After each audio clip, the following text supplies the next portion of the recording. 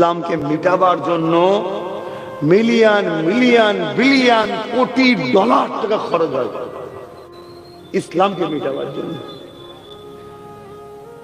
যে পয়সা ইসলামকে মিটাবার জন্য খরচ করা হয় বছরে, ওই পয়সায় পৃথিবীর 100 কোটি গরিব ধনী হয়ে যাবে।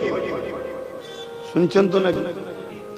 100 কোটি গরিব ধনী হয়ে যেত। এই পয়সা বছরে খরচ করা হয় উদ্দেশ্য শুধু ইসলামকে মিটাও। এটা আজ থেকে নতুন নয়, কিন্তু সেই সাহাবা হুজুর তার আগের নবীদের ধারাবাহিক চলে আসছে, আজও চলছে। তাহলে আপনাদেরকে একটু বুঝতে হবে না হবে না? কথা বলেন, একটু বুঝে পা ফেলা দরকার আছে না? না। আর ইসলামের সব থেকে বড় দুশ্মন দুই শ্রেণী, অনেক দুশ্মন আছে, এরা হলো মূল। এক হলো জালিম অত্যাচারী স্বৈরাচারী শাসক, আর দ্বিতীয় হলো ধর্মের নামে ভণ্ডমি যারা করে। শুনছেন তো? এই দুই হলো ইসলামের সব থেকে বড় দুশ্মন। কেন? ইসলাম আসাতে এই ভণ্ড ধর্মধুনো সব ভণ্ডমি কেটে গেছে, এদের থেকে মানুষ সরে যাচ্ছে। শুনছেন না শোনেন না? দ্বিতীয় হলো ইসলাম আসাতে রোম বলুন, পারস্য বলুন, কিসরা বলুন, তাম পৃথিবীর অত্যাচারী জালিম শাসকদের জুলুম খতম হয়েছিল। তাই এদের আবার ভয় হয় ইসলামে আর একজন আসবেন মাসিহ, ইসলামে আর একজন আসবে ইমাম, হযরত ইমাম মেহেদী আলাইহিস সালাম। এই পৃথিবী থেকে সমস্ত রকম অন্যায় অত্যাচার খারাপিকে মিটিয়ে পুরো পৃথিবীতে শান্তি প্রতিষ্ঠিত করবে। জোরে বলুন সুবহানাল্লাহ। তা এরা যেমন করে হোক চেষ্টা করছে ইসলামের ঘরের ছেলেগুলোকে যে কোনো ভাবে ইসলাম আল্লাহ ও রাসূলের থেকে সরানো। আমরা 1 লাখ 2 লাখ পেলে ভাবি আমাদের দরদি নাকি? আমাদেরকে ভাবা দরকার যে আমাদের দরদি না আমাদেরকে গোলাম বানাচ্ছে খরিদ করে। তবে একটা কথা মনে রাখবেন, যদি আমি ইসলাম থেকে শুরু চলে যাই, এতে আমার আল্লাহ ও নবী পাকের কোনো অসুবিধে নাই। এ নওজওয়ানেরা, আল্লাহ দিনের জন্য যথেষ্ট, আল্লাহ দিনের নবী পাকের জন্য যথেষ্ট। আল্লাহ পাক নতুন প্রজন্ম তৈরি করে নেবে যারা ইসলামকে মিটাতে চাইছে, তাদের ঘর থেকে ইমানের কালেমা পড়িয়ে আল্লাহ নবী দিনের সৈনিক বানিয়ে দেবে, ইসলামে ঝান্ডা ধরার লোক তৈরি করে দেবে। তার একটা উদাহরণ প্রায় জায়গায় দিই, আমি আপনাদেরকে আজকেও জানিয়ে দিই। এ নওজওয়ানেরা, আল্লাহ নবীর সব থেকে বড় দুশ্মন ছিল আবু জেহেল। আবু জেহেল আমার নবী পাককে মিটাতে চেয়েছিল, ইসলামের বাতিকে বন্ধ করে দিতে চেয়েছিল।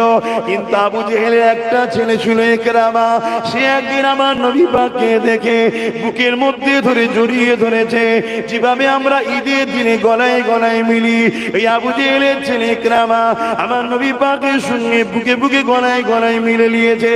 এই খবরটা আবু জেহেলের কাছে চলে গেল। আবু জেহেল তৎকালীন সমাজ শাসক ছিল। আবু জেহেল আইন করে দিয়েছিল, মুহাম্মদ রাসূলের কাছে কেউ যেতে পারবে না। কেউ যদি মুহাম্মদ রাসূলের কাছে যায় তাকে মৃত্যুদণ্ড দেওয়া হবে, তাকে মৃত্যুদণ্ড শাস্তি দেওয়া হবে। যখন আবু জেহেলের কাছে খবর চলে এলো ইকরামা তোমার ছেলে মুহাম্মদ রাসূলের সঙ্গে বুকে বুকে গলায় গলায় মিলেছে, হে আমাদের সরদার আবু জেহেল কি করবে তুমি বলো?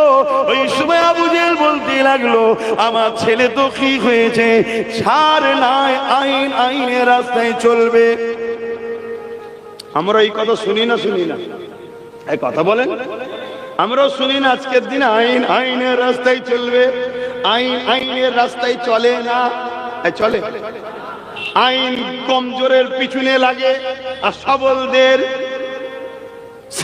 করে। ঠিক না বেটি?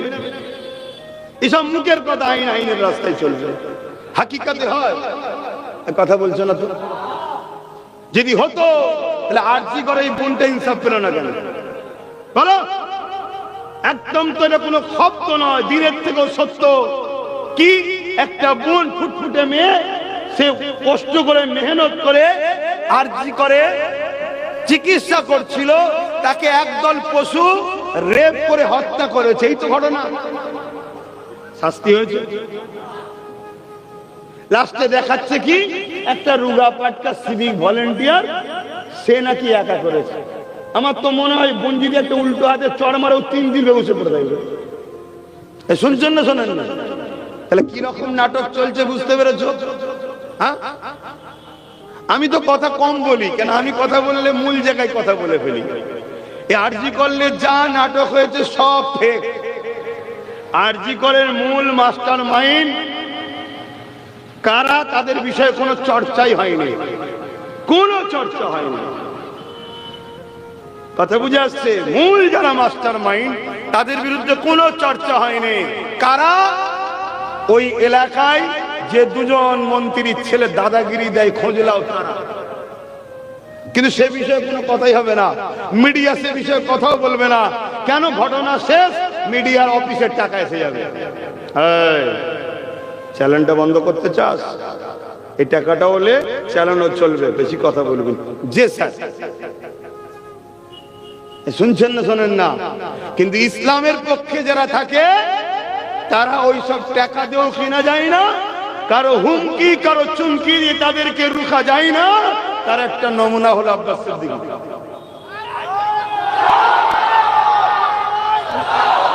এইরকম যারা লক্ষ লক্ষ যদি যুবক আগামী দিন তৈরি হয়, তাহলে জালিমদের খবর খারাপ হবে না? হবে না? জালিমরা চাইবে কথা বলে, আর জালিমদের হাতে টাকার কম আছে। আমার ভারতবর্ষে পার বছরে যা ইনকাম, ভারতের 140 কোটি লোক আছে, মাথা পিছু নগদ 40 লাখ টাকা করে দেওয়া যাবে। কত টাকা বুঝতে পারছেন? টাকা করে যাচ্ছে, শুনছেন না শুনছেন? আর অথচ আমার ভারতবর্ষে আজকে 80 কোটি লোক ডেলি একবেলা খেতে পায়, তো আর একবেলা খেতে পায় না। কত কোটি? 80 কোটি। আর আমার দেশের টাকা কত? পার মাথা পিছু কত করে পাবে? 40 লাখ। 140 কোটি লোক আছে, পার মাথা পিছু যদি নগদ করে গুনে দেওয়া হয়, এক একজন 40 লাখ করে পাবে। এরপরও গরিব কত? 80 কোটি। কত গরিব? যারা একবেলা খায় আর একবেলা খায় না, আর দুবেলা খায়, বাইক সাইকেল নেই। এ সংখ্যা ধরলে তো আরো বেড়ে যাবে রে বাবা, ওটা পরের বিষয়। 80 কোটি লোক আছে যারা একবেলা খায় আর একবেলা খায় না। এরকম গরিবের সংখ্যা বলছে 80 কোটি আমার ভারতবর্ষে আছে। শুনছেন তো নাকি? মুসলমান ভারতবর্ষে কত? 20 কোটি। শুনছেন তো নাকি? 20 কোটি। তো 20 কোটির মধ্যে কি সবাই আবার একবেলা খায় একবেলা খায় না এমন আছে নাকি? আল্লাহ শুকর, খাবার অভাব আমাদের নেই। বলুন ঠিক না বেটি? বলুন আলহামদুলিল্লাহ। কেন? রেজেকের মালিককে জোরে বলুন। তারপরও ধরছি 20 কোটি, ধরুন ধরে নিচ্ছে, আমাকেও ধরলে বলছি, ধরুন আমি 20 কোটি নিয়ে আমিও আছি, তাহলে 80 থেকে 20 বাদ গেলে কত হয়? এই 60 কোটি যারা একবেলা খায় আর একবেলা খেতে পায়নি, রে কারা? শুনছেন? আমি তো তাই ভাবাই অনেক জায়গায় গিয়ে যে ভাই মসজিদ থেকে তো খুব নাচানাচি করলি, পেলি কি? বলছে কলা। কলা তো বাঁদরকে দেয় রে, তোকে কি দিল? বলছে কলাই দিয়েছে, তার মানে কিছু দেয়নি। তাহলে কি পেলি? নিয়েছে। তোকে নেচিয়ে দিয়ে 60 কোটি, তার মধ্যে তোরাও পড়ছিস, খেয়াল করে দেখ। শুনছেন না শোনেন না? তা ইসলাম এই জুলুমকে কি পছন্দ করে? এই যে 80 কোটি লোক খাবে না, আর 2-20 লক্ষ লোক, বেশি নয় 20 লক্ষ লোক হয়তো ভারতবর্ষে, যারা লক্ষ লক্ষ কোটি টাকার মালিক, অতও নয়, বেশি বেশি বলছি। তাহলে এইটা কি ইসলাম পছন্দ করে? ইসলাম কি বলছে?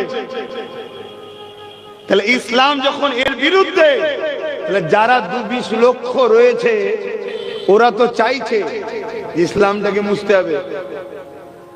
কি করে মুছবি? ওই ৬০ কোটি যে আছে ভিখারি, খাওয়া ২০০ টাকাতে মধ্যে, ২০০ টাকাতে মধ্যে একবেলা খাইয়ে দে, দিয়ে বল মার, মুসলমানদের মসজিদ ভাঙ, হই হই কর, এই স্লোগান দে, দুশ্মনী তৈরি কর, এই তো করছে।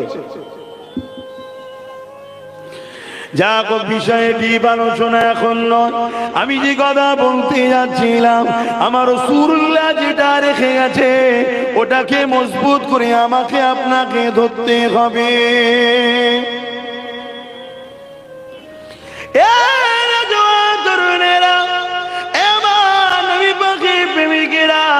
আজ আমরা সহজে মসজিদ মাদ্রাসা পেয়েছি, দ্বীন ইসলাম পেয়েছি, এজন্য আমাদের গুরুত্ব নাই।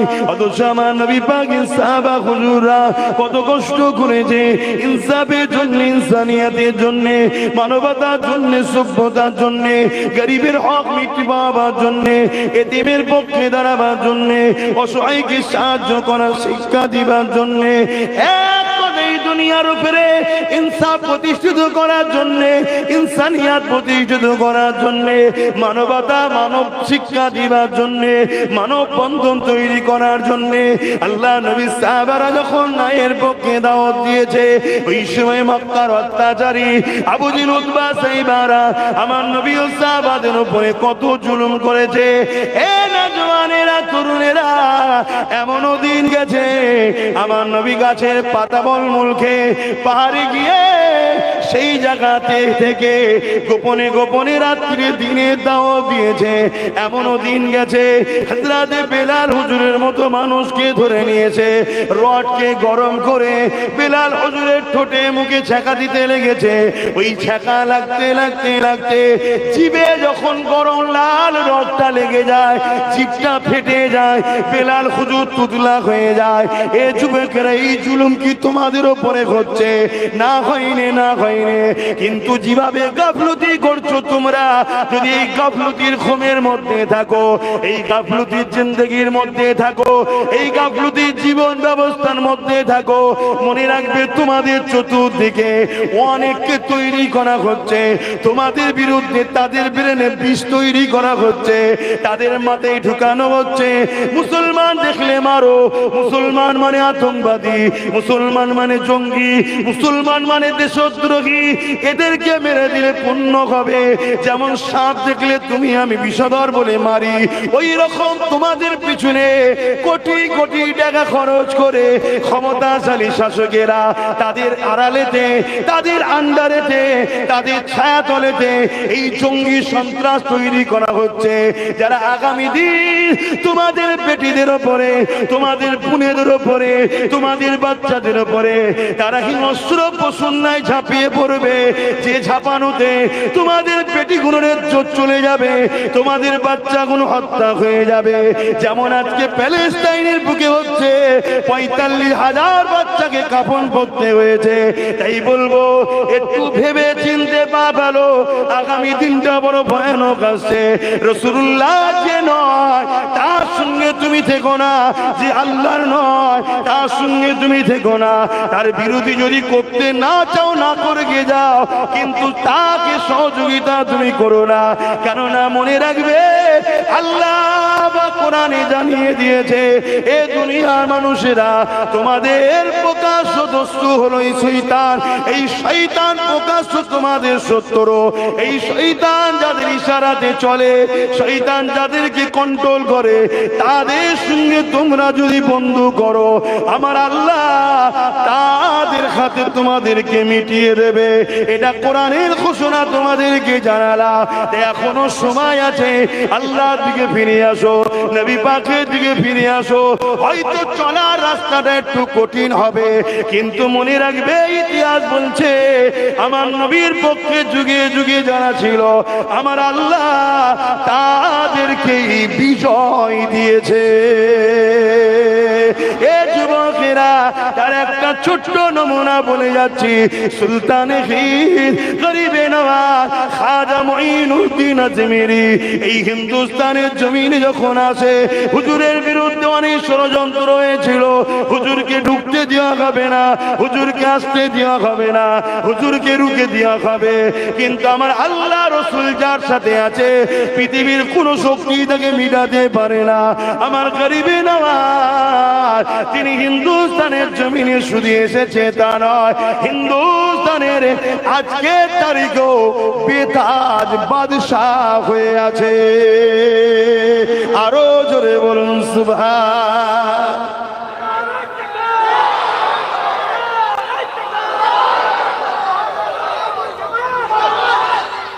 আমার কথা মাইকে আপনারা বুঝতে পারছেন? এক গণককার হিন্দুস্তানের তখন রাজা ছিল। হিন্দুস্তান তখন ছোট ছোট রাজা ছিল, এত বড় নয়, ছোট ছোট রাজা ছিল। আজমির বলে ওই জায়গায় যে রাজা ছিল তার নাম পৃথ্বীরাজ। তাকে এক গণককার বলেছে যে একজন মুসলিম দরবেশ আসছে যে তোমার রাজত্বকে শেষ করে দেবে। শুনছেন তো নাকি? আজকে গরিবে নওয়াজের মাজার খেলেও ষড়যন্ত্র হচ্ছে না, হয়নি? এ সব দোষ কার ঘাড়ে দেবেন বলুন? সব দোষ বাপ আমাদের, সব দোষ আমাদের। নিজের ছেলেকে শুইয়ে উঠিয়ে আর পরের ছেলেকে খাইয়েছি আমরা। আমি কি বুঝাচ্ছি বুঝছেন তো নাকি? হ্যাঁ, আমরা আমাদের ইমামকে বিশ্বাস করি না, আমরা বিশ্বাস করি আমার পাড়ার আমার এলাকার চরিত্রহীনটাকে বিশ্বাস করি। খারাপ লাগছে নাকি? আমরা আমাদের উলামাদের বিশ্বাস করি না, আবার উলামাদের মধ্যে দুটো দল হয়ে গেছে। বড় কঠিন সমস্যার মধ্যে আমরা কিন্তু পড়েছি। আর এটা তো আখিরি জবান, আমার নবী তো বলেছে আখিরি জবানায় হাতের তালুতে আগুন রাখার থেকেও ঈমান বাঁচানো বড়। সেই সময় এখন আমাদের। হযরতে গরিবে নওয়াজ খাজা মঈনুদ্দিন আজমিরি সঞ্জালি রহমাতুল্লাহ আলাইহি তিনাকে রুকার জন্য চেষ্টা করলো পৃথ্বীরাজ। দিল্লি সহ বিভিন্ন জায়গায় খবর পাঠালো পুরো বর্ডার সিল করে দাও। আর এক জাদুকর জাদুর মাধ্যমে গরিবে নওয়াজের একটা তসবিহ তৈরি করলেন। ভেবে দেখুন, অবশ্যই জাদু হলো ধোঁকা। এই তসবির সব জায়গাতে পৌঁছে দেওয়া হলো, বর্ডার গুলো সিল করে দেওয়া হলো, গরিবে নওয়াজ না ঢুকতে পারে। সব অস্ত্র হাতে নিয়ে মক্কার আবু জেহেল বলেছিল বর্ডার সিল করে দাও, মুহাম্মদ রাসূল না বেরিয়ে যেতে পারে। শুনছেন তো? আর আমার দেশে জালিম অত্যাচারী পৃথ্বীরাজ বলেছিল কি নবীর আওলাদ না ঢুকতে পারে। আর সেই ধারাবাহিকতা এখনো রয়েছে। এই বাংলার অনেক গ্রামে বলা হয় খানদানে রসুল আব্বাস সিদ্দিকী না ঢুকতে পারে, বলা হয় নয়? নয়, এ নিয়ে তোমরা দুঃখ করো, আমি দুঃখ করি না। কেন এগুলো শোনার পরে মনে হয় ঠিক রাস্তাতে আছি। এগুলো না হলে সন্দেহ হতো ঠিক জায়গায় নেই না, কি বলতে কি? কেন ধারাবাহিক চলে আসছে, দেখুন না, ধারাবাহিক। এবং আমার নবীকেও রুকা হয়েছিল না, রুকা হয়নি। তায়েফের জমিনে নবী যখন যাচ্ছিল কি বলেছিল? মুহাম্মদ রাসূল যেন তায়েফে ঢুকতে। আহা, কত মেরেছে বলেন তোমার নবীকে। এ উম্মত, বিক্রি হয়ে যাচ্ছ? হ্যাঁ,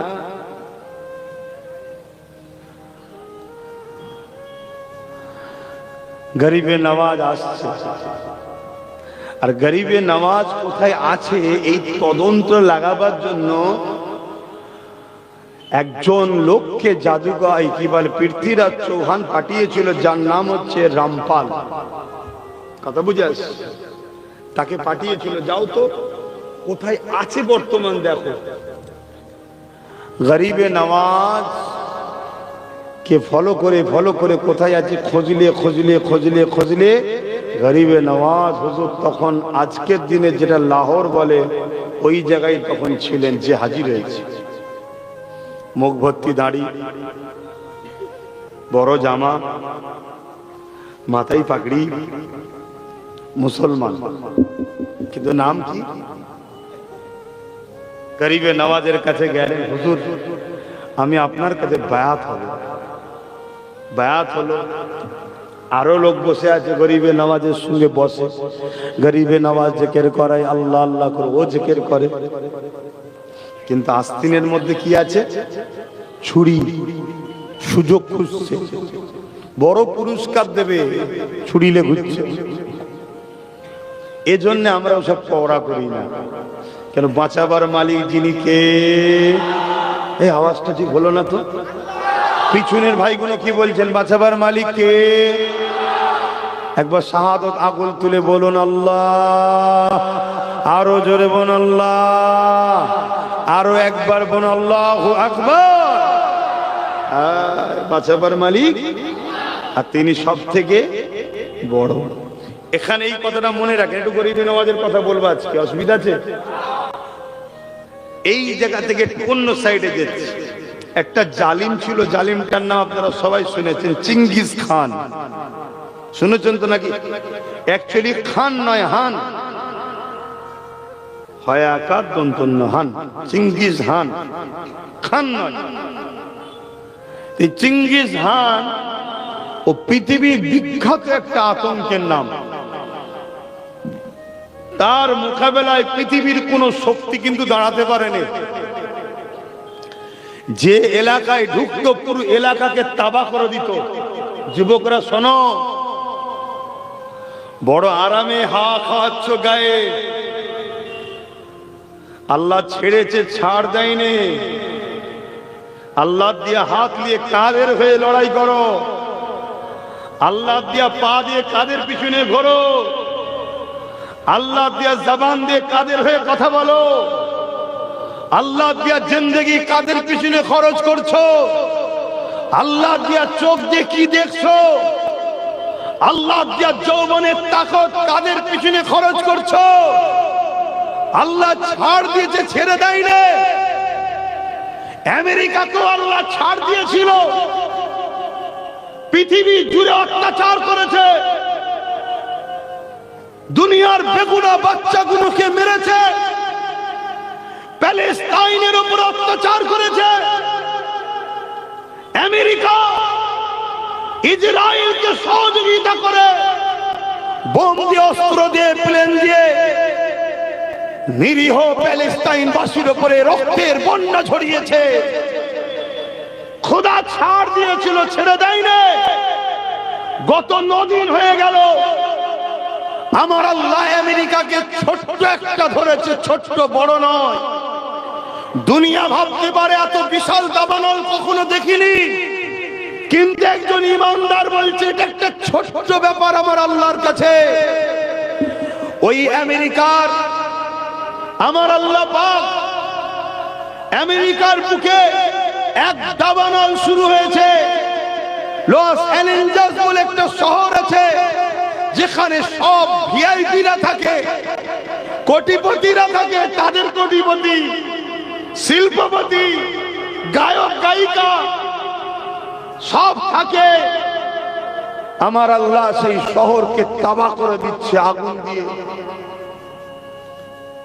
হাজারো চেষ্টা করছে পানি দিয়ে বন্ধ করার। 100 স্পিডে হাওয়া চলছে আর আগুন চলছে, হাওয়া চলছে, আগুন চলছে। পানি শেষ হয়ে গেছে, আগুন এখনো বন্ধ হয়নি। তারা চেয়েছিল ইসলামকে মুছে দেবে, আমেরিকাতে আজানকে ঘৃণা করা হতো।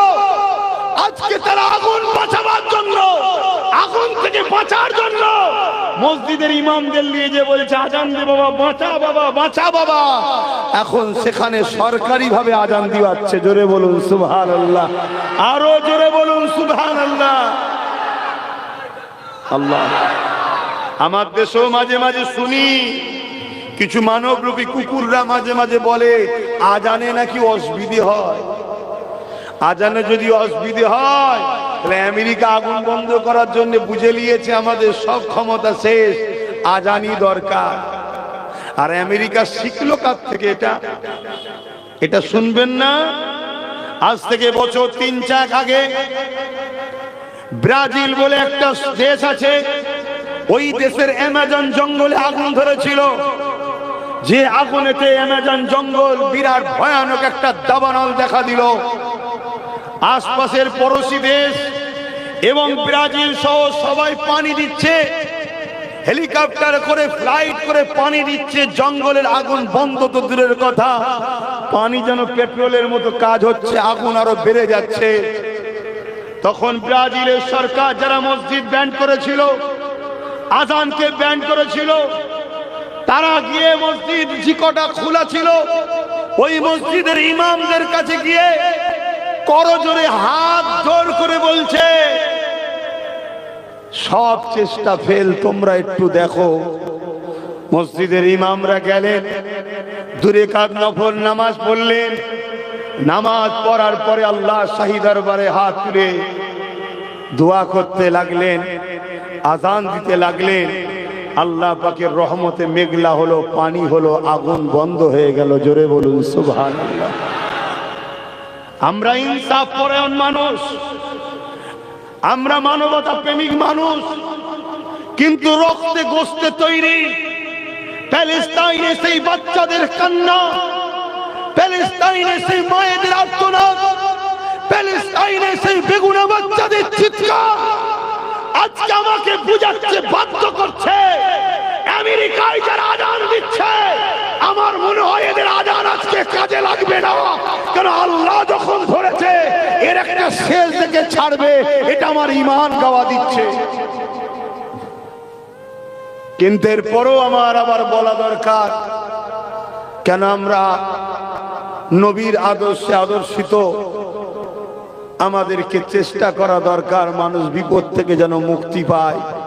কিন্তু আবার এটাও মনে হয় মানব রূপী যদি পশু হয় তার মরারও দরকার আছে। কি গো ভুল বলছি?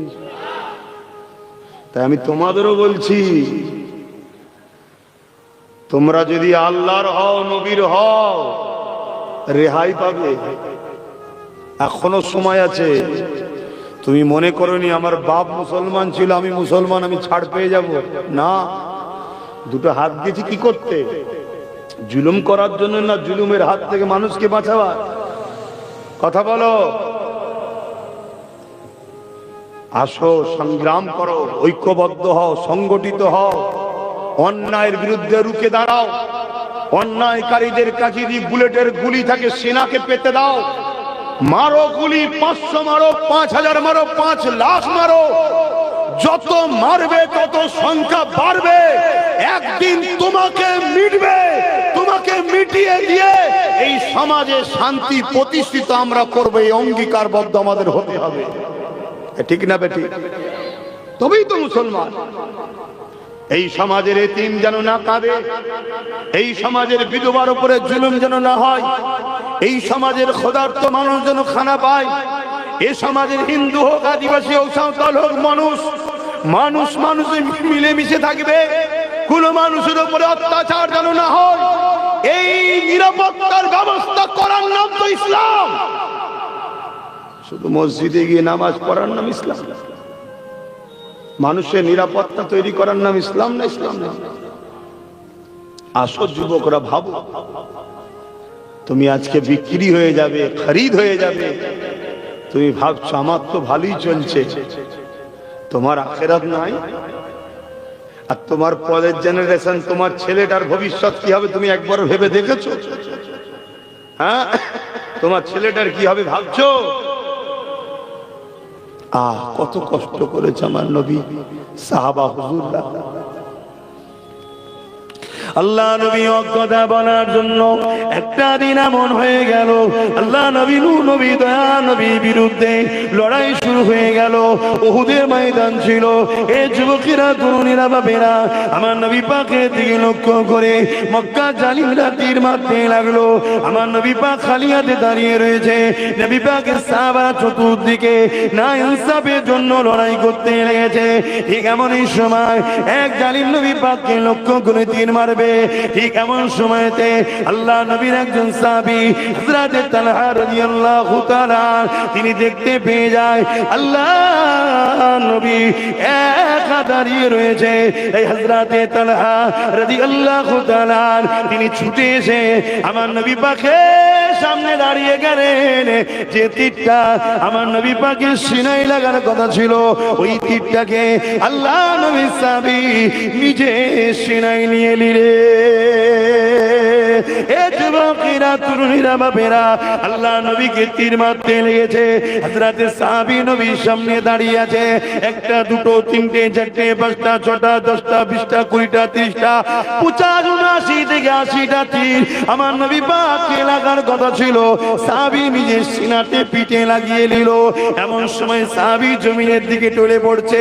নবী পাকের সাহাবারা আগিয়ে এসে ওই জালিমদেরকে হটিয়ে দিয়ে আমার নবী পাককে ঘিরে ফেললে। আল্লাহ নবীকে বলতে লাগলে, ইয়া রাসূলুল্লাহ হাবিবাল্লাহ, হুজুর আপনি কেমন আছেন?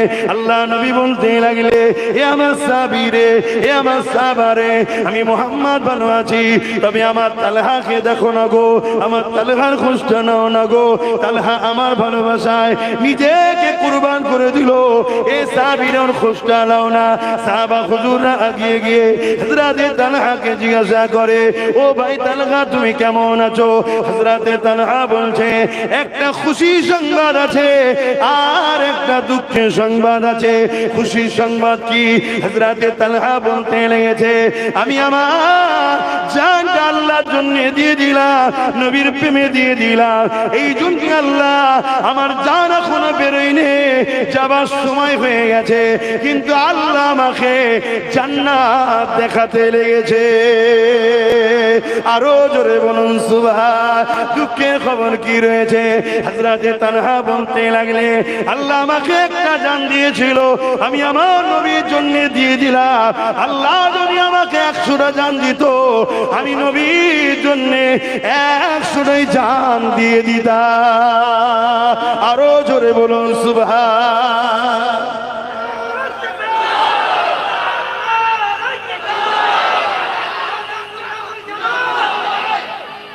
হে যুবকরা, আমরা কি তোমার আমার নবীর পক্ষে না বিরুদ্ধে? বলো বলো। তোমরা কি আমাদেরকে পাহারা দেবে না? আমাদেরকে ঘিরে রাখবে না? আগামী দিন ওয়াজ করতে দেবে না? হক কথা বলতে দেবে না? বেঁধে দেওয়া হবে। মদের বিরুদ্ধে কথা বলতে পারবেন না, জুয়ার বিরুদ্ধে বলতে পারবেন না, সুদের বিরুদ্ধে বলতে পারবেন না, ইসলামের যে হক না হকের যে লড়াইয়ের ইতিহাস আছে বলতে পারবেন না। শুনছেন না? যেমন অলরেডি বলা হয় আব্বাস সিদ্দিকী জলসা এসে রাজনীতির কথা বলে কেন? বলে না, বলে না? আচ্ছা, ইসলামের রাজনীতি আছে না নাই? আমি মুসলমানকে জিজ্ঞেস করছি, আছে না নাই? কারা কারা বলছেন ইসলামের রাজনীতি আছে? একটু হাত তুলে দেখাবেন। আলহামদুলিল্লাহ। তাহলে যারা বলে বলা যাবে না, তারা কি চাইছে?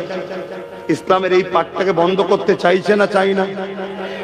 তো কালকে তো বলবে মদের বিষয়ে বলবেন না কেন? মদ কোম্পানি টাকা দেবে, যাতে সরকার চলে। তো মদ কোম্পানি বলবে, সরকার তোকে টাকা দিচ্ছিস, তোর রাজ্যে তোর দেশে মদের বিরুদ্ধে ওয়াজ হবে কেন, ব্যান কর। তাহলে বলুন মদের বিষয়ে বলতে পারবো আগামী দিন? কিন্তু তোমরা যদি লাখ লাখ যুবক পিছনে দাঁড়িয়ে বলো ভাইজান আছি, চালিয়ে যান, শুধু বলবো না, আগামী দিন বড় বড় লাঠি নিয়ে বেরোবো মদের ফ্যাক্টরি ভাঙার জন্য। শুনছেন না শোনেন নে? হ্যাঁ, বেরোতে হবে। কেন? মদের কারণে রেপ হচ্ছে, মদের কারণে খুন হচ্ছে, মদের কারণে যুব সমাজ ধ্বংস হচ্ছে, মদের কারণে ডিভোর্স হচ্ছে, মদের কারণে অ্যাক্সিডেন্ট হচ্ছে, মদের কারণে লিভার কিডনি চলে যাচ্ছে। না থাকবে বাঁশ, না থাকবে বাঁশুরি, না থাকবে ফ্যাক্টরি, না থাকবে মাতাল, না হবে অ্যাক্সিডেন্ট, না হবে দুর্নীতি, না হবে নারী দিবস, না হবে কিডনি শেষ। এ বন্ধর দরকার আছে না? মোহাম্মদ নবীর উম্মত দাবি করো, মাতালদের পক্ষে সাপোর্ট করো। আমার অসুবিধা আমাকে তো ইসলাম বলতে নিয়ে না, আপনারাও বলছেন এইসব কথা বলা যাবে না। আমি বুঝতে পারছি না, বলা যাবে তো? আবার আপনারা আমার বিরুদ্ধে লেগে যাবেন নাকি? আচ্ছা, সবাই যদি আমার বিরুদ্ধে লেগে যায় তাহলে কি বলা বন্ধ? আরো জোর বলবো। আমি খুব জেদি ছেলে ভাই, যেখানে বলবে সুই ঢুকবে না ওখানে ফাল ঢুকিয়ে ছাড়বে। কথা বুঝছেন না? বোঝেন না? হ্যাঁ, ট্রাই করে দেখুন, ট্রাই করে দেখুন। আমার লাইফে তো সব সময় তো আপনারা আমার সাথে আছেন। কি আছেন তো নাকি? আগে ছিলেন না? সব সময় দেখেছেন তো আমাকে। চেঞ্জ হয়ে গেছে নাকি? বিক্রি হয়ে গেছি? খুব ভালো তারে বোঝেন বাপ আমার, ভাই আমার, খুব ভয়ানক দিন আসছে। তুমি কি চাও তোমার বোনটা ডিভোর্স হোক মদের কারণে? তুমি কি চাও তোমার অ্যাক্সিডেন্টটা হোক মদের কারণে? তুমি খাওনি কিন্তু অন্যজন খেয়ে গাড়ি চালাচ্ছিল। কিছুদিন আগে শুরু হয়েছিল আবার কি ফু দাও ফু, কি চেক হচ্ছে বলছে মদ খেয়েছে কিনা। হাই রে কপাল, ওখানে দোকান খুলে রাস্তায় এই আওয়াজ সিদ্ধি চৌমাথায় আমার একটা ভাইকে ধরে বলেছিল না, ওর ফুঁও বেরিয়ে গেছিল, চুমুট।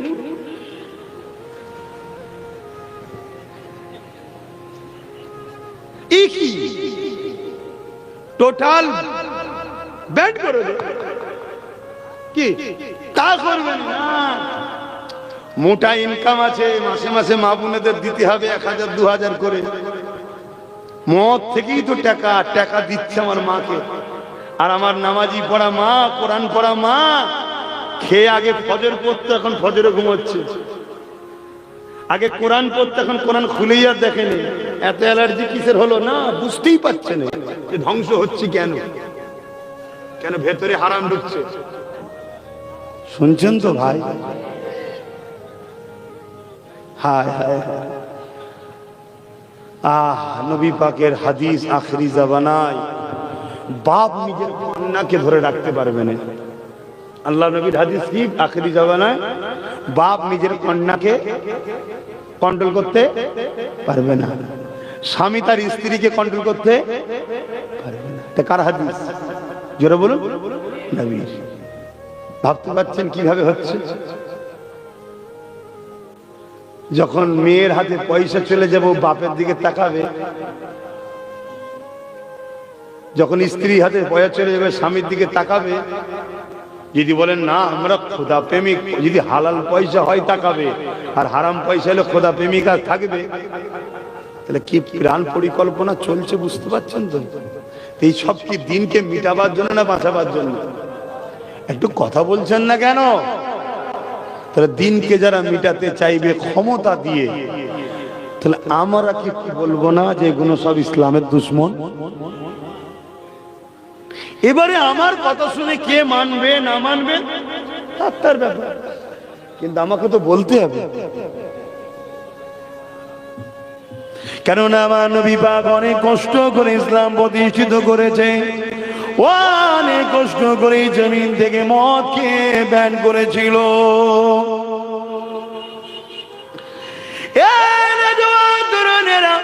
আল্লাহ নবী মদকে ব্যান করে দিয়েছিলেন। আল্লাহ কোরআনে আয়াত নাযিল করে দিয়েছিলেন মদ তোমাদের জন্য ক্ষতিকারক, এজন্য আল্লাহ হারাম করে দিল। আমার নবী পাক যখন এই ঘোষণা করে দেয়, আল্লাহ পাক আয়াত নাযিল করে দিয়েছে মদকে আল্লাহ হারাম করে দিয়েছে। এ নওজোয়ান তরুণেরা বাপেরা, সঙ্গে সঙ্গে দেখা যায় এই রকম করে মদিনা মক্কা ড্রেনগুলো দিয়ে বর্ষার সময় যেমন পানির স্রোত যায়, ওইভাবে মদ যেতে লেগেছে। অর্থাৎ যা যেখানে ভাঁড় ছিল, মদের যা ছিল সব কিছু ভেঙে দিয়েছে। এমনকি কোন সাহাবী হুজুররা বলতে লেগেছে, আমরা দেখতে লেগেছি অনেকে মদের পাত্র মুখের গোড়ায় নেমেছিল, যেই কানে গেছে নবী বলেছে হারাম, অমনি ফেলে দিয়েছে। অনেকে মুখের মধ্যে দিয়েছে, ঢোক এখনো গেলেনে, যেই বলেছে হারাম উগলে দিয়েছে। এ যুবকেরা, তরুণীরা, বাপেরা, আজকে নবীর উম্মত দাবি করি, আজকে নবীর দ্বীনের আলেম দাবি করি, আজকে নবীর দ্বীনের পীর দাবি করি, মুর্শিদ দাবি করি, আজকে নবীর দ্বীনের মাদ্রাসার ইমাম দাবি করি, আলেম দাবি করি, মসজিদের ইমাম দাবি করি।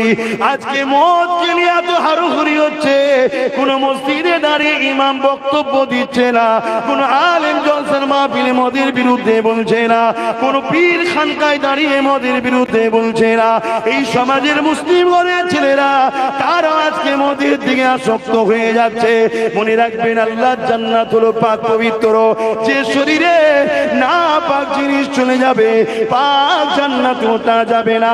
যদি বলেন আমি করে ফেলেছি এখন কি করব, আমার ভয় এসেছে, তাহলে উচিত হবে তওবা করে নিয়ে আল্লাহর কাছে কাটাকাটি করো, আল্লাহর কাছে ক্ষমা চাও। হে আল্লাহ, শয়তানের ধোঁকায় পড়ে করে ফেলেছি, আপনি আমাকে মাফ করে দিন। আজকে মনে রাখবে, আজকে ইমাম হুজুরদেরকে জানায়, মুফতি মাওলানাদের জানায়, আপনাদের ঘরে মদের টাকা দিয়ে হচ্ছে না তো, মদের পয়সা আপনাদের ঘরে খাওয়ানো হচ্ছে না তো, সুদের পয়সা খাওয়ানো হচ্ছে না তো, বিধবাদের মাল সেটে যাওয়ার পয়সা খাওয়াচ্ছে না তো, নারীদের ঘরে লাইসেন্স দিয়েছে দেহ বিক্রি করার, ওই পতিতালয়ের যে টাকা, ওই টাকারও ট্যাক্স নিচ্ছে, ওই টাকা ইমাম আপনাকে দেয়া হচ্ছে না তো, আপনি কি টাকা পাচ্ছেন একবারও কি জানতে পেরেছে? তে আপনি কেন কথা বলছেন না? মদ মুক্ত সমাজ চায়, লোন মুক্ত সমাজ চায়, পণ মুক্ত সমাজ চায়, সুদ মুক্ত সমাজ চায়, জুলুম মুক্ত সমাজ চায়। বেইনসাফি করা চলবে না। এই সমাজে গরিব হাসবে, এতিম হাসবে, বিধবা হাসবে, অসহায়রা হাসবে। এই সমাজে এই নেশাকে বন্ধ করে দেওয়া দরকার। এই কথা কেন সমাজে বলা হচ্ছে না? এলে বুঝতে হবে, চিন্তা করতে হবে। নবী আমার জানিয়ে দিলেন, আসমানে নিচে জমিনের উপরে আখিরি জামানা একটা বড় আলামত, সব থেকে নিকৃষ্ট হবে একদল উলামা। শুনতে পেয়েছেন? আসমানের নিচে জমিনের উপরে সব থেকে নিকৃষ্ট কারা হবে? একদল, একদল, সবাই নয়। কারা? কার কথা? আমার আব্বা? কে বলছে? নয়া দয়াল নবী বলছে। আমাদেরকে একটু বুঝে বুঝে চলা দরকার আছে না? আমার রস শুনছেন তো আপনারা সব? কারো কষ্ট হচ্ছে? হ্যাঁ, আল্লাহ নবী জানিয়ে দিলেন, হারাম খেতে খেতে খেতে শরীরে রক্ত গোস্ত যখন হারাম মিশে যাবে, ওই হারাম অন্তর কখনো আপনাকে মসজিদের দিকে টানবে না। যদিও মসজিদে যান, মসজিদের জায়গা ছেড়ে খাবেন। আজকে আমরা চোখের সামনে দেখছি বহুত মসজিদের সম্পদকে, মসজিদের জায়গাকে নিজেদের নামে রেজিস্ট্রি করে নেওয়া হচ্ছে, বহুত কবরস্থানের জায়গাকে নিজেদের নামে দলিল করে নেওয়া হচ্ছে, বহুত মাদ্রাসার জায়গাকে নিজেদের নামে লিখে নেওয়া হচ্ছে। এ যুবকের আল্লাহ নবী জানিয়ে দিলেন, ওই হারাম শরীরের মধ্যে ঢুকে যাওয়ার জন্য আস্তে আস্তে আপনাকে গান ভালো লাগবে, যাত্রা ভালো লাগবে, জুয়া ভালো লাগবে, মসজিদ মাদ্রাসা কোরআন তিলাওয়াত ওয়াজ মাহফিল ভালো লাগবে না। সর্বশেষ আপনার পরিণাম কি হবে? মরণের সময় জবান দিয়ে কলেমা বেরোবে না, আপনি বেঈমান হয়ে মারা যাবে। বেঈমান হয়ে যারা মারা যায় ওদের কবরে আল্লাহ 99টা সাপ দেবে। এ যুবকরে দে আল্লাহকে ভয় করো। যদি কোনো কেউ মনে করে যখন মারা যাবে তখন দেখা যাবে, না না না, কাল সূর্য উঠবে তুমি আমি না উঠতে পারি। এই সাবধান সতর্ক করে দিয়ে যাচ্ছি, আল্লাহকে ভয় করো। হারাম দ্রব্য খেও না, এতিমের মাল ছেড়ে খেও না, গরিবের মাল ছেড়ে খেও না, মসজিদ মাদ্রাসা সম্পদ খেও না, জুয়া জিনা ব্যভিচারী সুদ খুদ মদের জিনিস খেও না, হারাম দ্রব্য খেও না। কোন জিনিস খাবার আগে 100 বার জানা দরকার এই খাদ্যটা হারাম না হারাম। যদি পরনার জামা একটা হারাম হয়ে যায় খুলে ফেললে মিটে যাবে, কিন্তু ভেতরে যদি হারাম চলে যায় ওই রক্তটাকে তুমি কি করে চেঞ্জ করবে? আমার মনে হয় সংক্ষেপ করে দেয়া ভালো। আপনাদের মন টন খারাপ মনে হয়? হ্যাঁ, সংক্ষেপ করে দিন। না, মাহফিলটা হচ্ছে বেশ ভালো সুন্দর জায়গায়। শেষকালে তোমরাই যদি বলো ওই হুজুর সামনে বছর এলে আর মাহফিল হবে না, আর আজগার বা কিছু ছেলে আছে পাগলগুলো তো আমাকে ছাড়া করবো না, এক জ্বালার ব্যাপার। এই বছরে এই এলাকা থেকে তোমাদের এই অশোকনগরের 4-5টা জলসা করতে গেছে, 2026-এর জলসা করতে গেছে বা 25-এর শেষের দিকে। আমাদেরকে জিজ্ঞেস করলাম গত বছর কে গেছিল রে, বলছে আপনার দাওয়াত পাইনি তাই জলসা বন্ধ রেখেছিলাম। আমি সে কিরাম কথা, গ্রামে বাৎসরিক একটা জলসা হলে বালা মুসিবত তো দূর হবে। বলছে না, বালা বেড়ে যাবে। আমি তার মানে বলছে যাকে নিয়ে যাবো দেখা যাবে সে আপনার বিরুদ্ধেই বলবে।